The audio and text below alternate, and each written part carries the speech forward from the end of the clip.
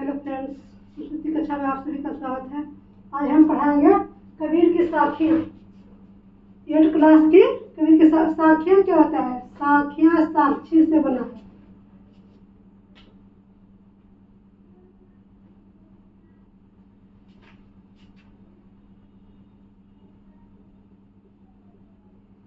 कबीर की साखियाँ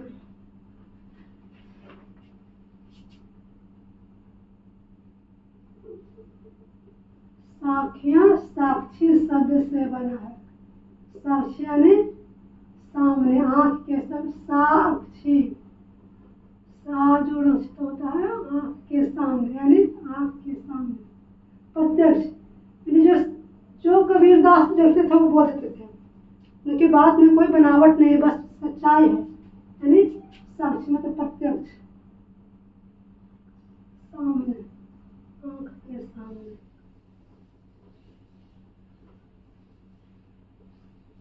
जो घटना घटती थी आँख के सामने उन्हीं का बखान करते हुए दोहा बन गया है। एक तरह से उनका हर दोहा क्या है? व्यंग है, और उसी को लोग ये कर लिए कि कबीरदास को हम लोग जानते हैं, पढ़े हुए नहीं थे। देखिए पढ़ो क्या है? जाति में पूछो साधु की, पूछ लीजिए ज्ञान। पहला दोहा है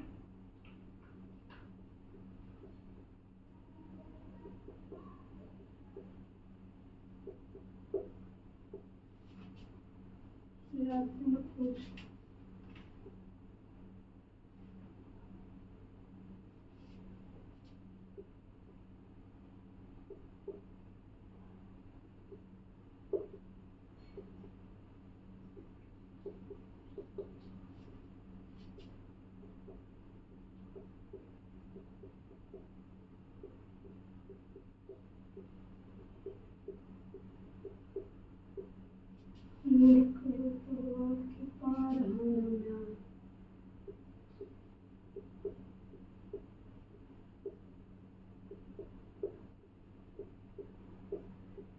देखिए उनका हर बात तार्किक पता था, वे तर्क के साथ जवाब देते थे। क्या कह रहे हैं?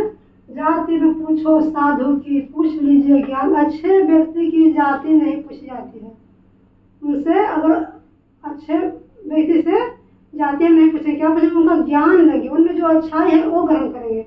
उनसे जाति में निच जाति का भी कोई व्यक्ति है और वो ज्ञानी है तो उससे ज्ञान लेते। जाति से क्या मतलब है हमें? कैसे? जिस तरह से मोल करो तलवार का परिवहन दो ज्ञान, तलवार का मोल करते हैं हम।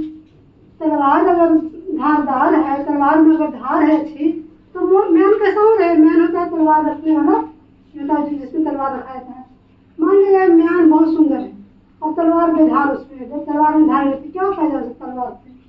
यानी धार का मतलब यहाँ पे ज्ञान से है, यानी तलवार की धार दिखी जाती है न कि उसकी म्यान। जैसे अच्छे लोगों की ज्ञान देखी जाती है न कि उनकी जाति। यानी हमें जाति से, अगर टीचर पढ़ा रहे हैं तो उनकी जाति से क्या मतलब? अच्छा पढ़ा रहे हैं तो पढ़िए उनसे, उनका गुण लीजिए।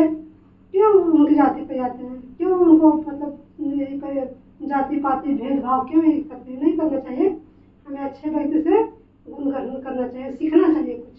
जब उनके पास ज्ञान है तो सीखिए उनसे, जाति पात का भेदभाव मत कीजिए। जैसे हम तलवार खरीदते समय तलवार का मोल करते हैं, तलवार का धार पर तलवार खरीदते हैं न कि उसकी म्यान की सुंदरता पर। उसी तरह से देखिए दूसरा है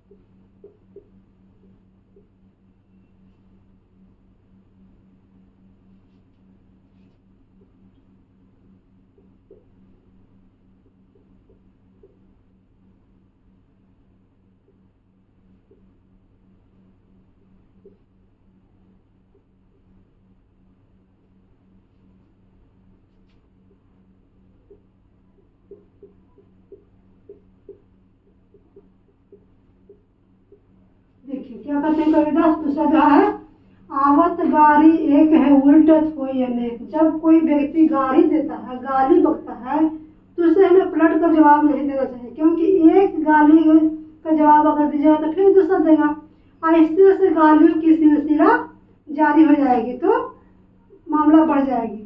और अगर मान लिया जाए उस गाली के बदले हम चुप रह जाएंगे, इग्नोर कर देंगे उसको, हम नहीं लेंगे, हंसी उड़ा देंगे उस पर, तो वो धीरे धीरे शांत हो जाएगा। कितना बोलेगा वो तो मतलब इसीलिए बोल ही रहा है कि आप गुस्सा हो जाइए, और उस गाली का हम पे कुछ प्रभाव नहीं पड़ रहा, हम जवाब नहीं दे रहे हैं, तो धीरे धीरे शांत हो जाएगा।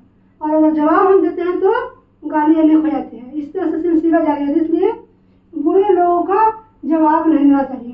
कहते हैं भाई आवत गाली एक है उल्टत हो जाने, जब गाली एक देता है कोई, अगर हम जवाब देते हैं तो अनेक हो जाता है। जब हम जवाब देते हैं गाली का और उलट कर उसको बुरे व्यक्ति को बुरा ही शब्द हम बोलते हैं उसके बदले में, तो अनेक हो जाता है, हो ये अनेक, क्योंकि सिलसिला जारी हो जाती है, गाली का लड़ाई झगड़ा बहुत बढ़ जाता है।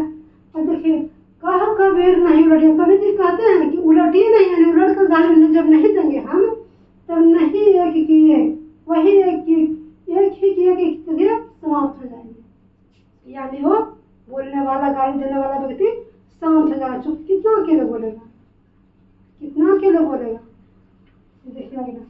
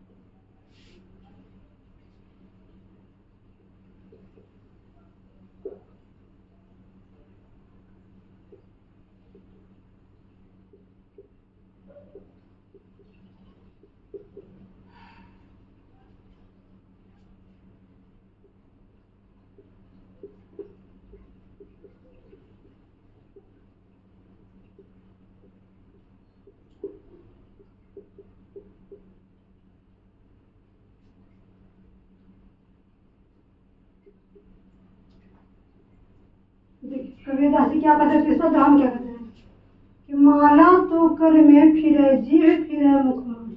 देखिए भगवान के जब लोग पूजा करते हैं, भजन करते हैं, तो क्या करते हैं, हाथ में माला लेके जपते रहते हैं, देखते होंगे आप लोग। इसलिए माला तो हाथ में फिरता है, कर बनाता है हाथ में, और जीव फिरे मुख माही, जीव मुंह में, जीव घूम रहा है राम राम राम नाम ले रहा मुंह में, लेकिन मनवा तो कहूँ दिशे फिरे, मन जो है सो दसों दिशा में भ्रमण कर रहा है।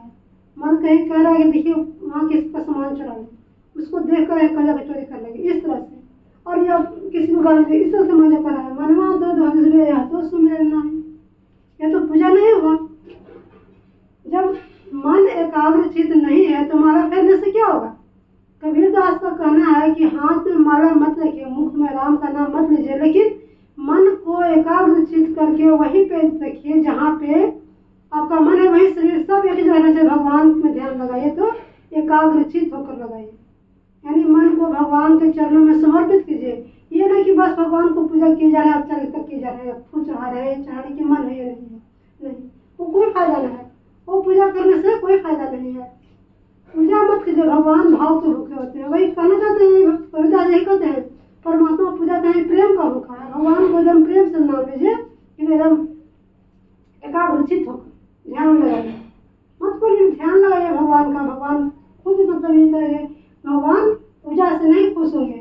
इसलिए हाथ में माला ले लीजिए और मुँह में जीभ फिरा लीजिए, राम राम कीजिए, लेकिन ध्यान कहीं और है तो वो पूजा नहीं होगा। उसे पूजा कबीरदास जी नहीं करते हैं। पूजा किसको कहते हैं, जब मन एकाग्रचित होकर ध्यान में रहे तब पूजा उसे कहते हैं कबीरदास जी। जैसे माला तो कर में फिरे जीभ फिरे मुख माहे, मनवा तो धुंध से फिरे, यह तो सुमिरन नहीं है, तो सुमिरन नहीं है, इसे क्यों सुमिरन कहे। जब हम भगवान के चरणों में मन ही नहीं समर्पित है तो पूजा क्या, वो तो बस साधन है, उसको हम बस ड्यूटी कर रहे हैं अपना, वो नहीं करना। आगे देखिए चौथा क्या है, कबीर घास नील,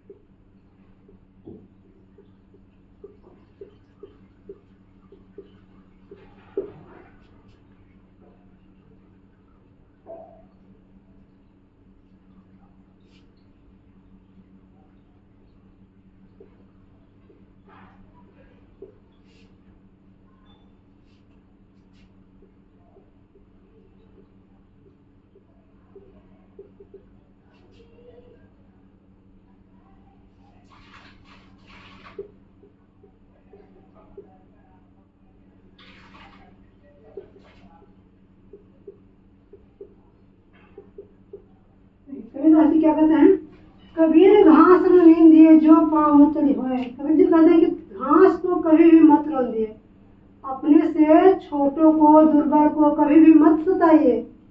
घास का मतलब छोटा छोटा पौधा जो घास होता है वही, कि अपने से दुर्बल व्यक्ति को मत सताइए। कैसे? जैसे घास को हम नीचे रौंदते हैं पैर तले तो तिनका ठंडा पड़ जाता है, और अगर गलती से वो तिनका आंधी का साथ दे दिया और आपके आंख में उड़कर पड़ गया तो बहुत बहुत दर्द होगा। उसी तरह से जब दुर्बल कभी जो उग्र हो गया तो समझिए कितनी भी मतलब संख्या हो जाएगी, कितना आपको दर्द होगा, वो आपको फिर जीने नहीं देगा। इसलिए दुर्बल को कभी नहीं सताना चाहिए हमें, क्योंकि कभी भी वो उसकी संख्या बड़ी होती है। और जब उग्र हो जाएगा, जब गरीब व्यक्ति जब उग्र हो जाता है, जनता जब उग्र हो जाती है तो उसकी कोई सूरत नहीं होती है जनता की। वही बोल रहे हैं कबीरदास जी कि जो बड़े लोग हैं वो दुर्बल को न सताएं, क्योंकि घास अगर तिनका बन जाता है और कभी आंधी उसका साथ दे दे तो आंख में पड़ जाने के बाद उसे सहन नहीं होता है। उसी तरह से जैसे दुर्बल को हम लोग सताते हैं और अगर जो वो उग्र रूप ले लिया तो फिर जीना मुश्किल हो जाएगा। इसके कहने का मतलब ये हुआ। 5वां दोहा है,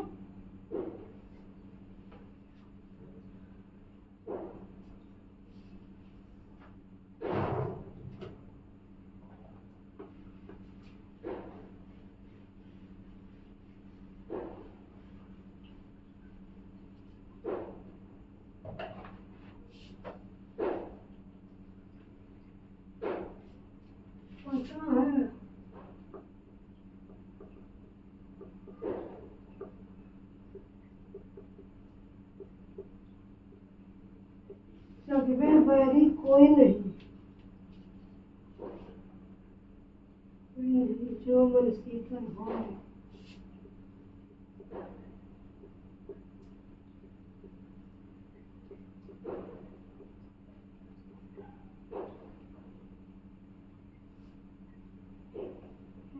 आपको डालेंगे